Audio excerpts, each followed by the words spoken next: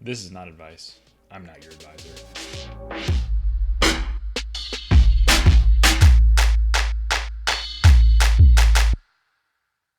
We're back. Today it's wine. Let's look at some questions.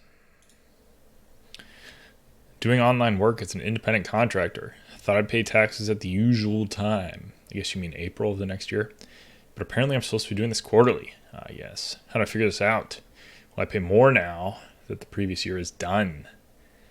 Title covers it. You've been doing work for Appen for 2 years. You're an independent contractor. You got to figure out the taxes. 1099 MIS. Yep. Filed normally. No issues. Yep. You're supposed to file taxes quarterly. Potentially hefty. Yeah, I mean, potentially hefty's right, I guess. I don't know, hefty. It depends on your definition. It's probably not, no one would call it hefty. You have to pay interest. What does it say? It seems pretty unfair of companies not to inform people that methods of paying taxes would be different from the norm. Yeah, it's on you to understand that you got to pay taxes quarterly. Unfortunately, it just is. You got to know the law. But here's the deal. You're supposed to pay quarterly. If you don't pay quarterly, then for federal taxes, a quarter is due each quarter. And if you don't pay that, or you don't pay enough to be what's called safe harbor, then you owe interest, which, I don't know, it's something like 3 or 4, maybe 5 or 6%. It's not that high.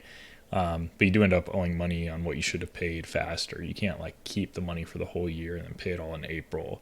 You got to pay it as you go, just like you do with the W-2. You're paying as it comes. So yeah, it shouldn't be that big of a deal. You'll end up paying a little bit more in taxes, but you had the money the whole time. So hopefully you got some interest on it. And yeah, it shouldn't be that big of a deal, but get it right for this year. I was a W-2 employee in 2019 and worked from home. Can I claim home office deduction? I don't think so. I don't think that's even an option anymore if you're a W-2 employee. Yeah. Here's the authority on that. This is Pub 587. Employee expenses for business use of home no longer allowed. So, yeah.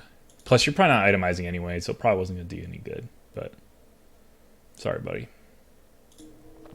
Above average student debt, no degree. How screwed am I? You owe Discover about $60K in student loans, but you dropped out 2 years ago? 2 years ago. Your father paid for you to get is that a commercial driver's license? But you lack a completed university education. You're an aspiring poet/writer. Any advice on how generally to go about this? I mean, what are you doing?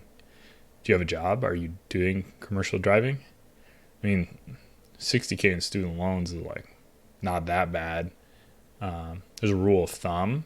That's just a rule of thumb, but it says not to take out more than 2 times what your annual income is going to be. So I mean, you can make $30K a year doing almost anything, and that's practically minimum wage in a lot of places. So I don't think you're screwed. Being a poet or a writer doesn't really. It's not a fiscally conservative career.